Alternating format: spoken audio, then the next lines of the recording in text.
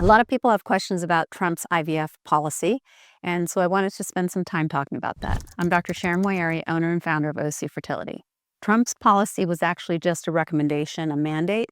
The main point to take from it was he did have a deal with one of the pharmaceutical companies that produces Gonal-F, one of the injectable medications that we use for IVF, and that's actually going to make a big difference because the IVF medications are very costly.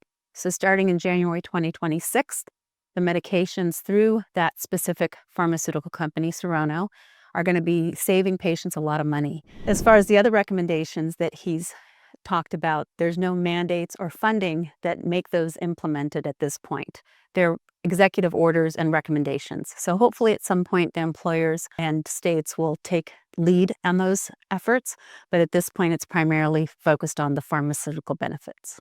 More importantly, in California, there's Senate Bill 729, and that gets implemented in January of 2026.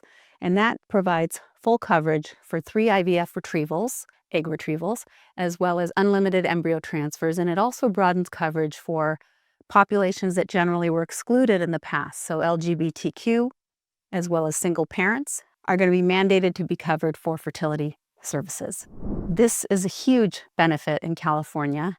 And we see that this is required for large employers. So anyone who is working for a company that has at least 101 employees or more. Now, there might be some employers who are excluded from this. Some government employees may not qualify, and it's important that you check with your HR department to make sure whether or not there's any reason why your specific employer might be excluded.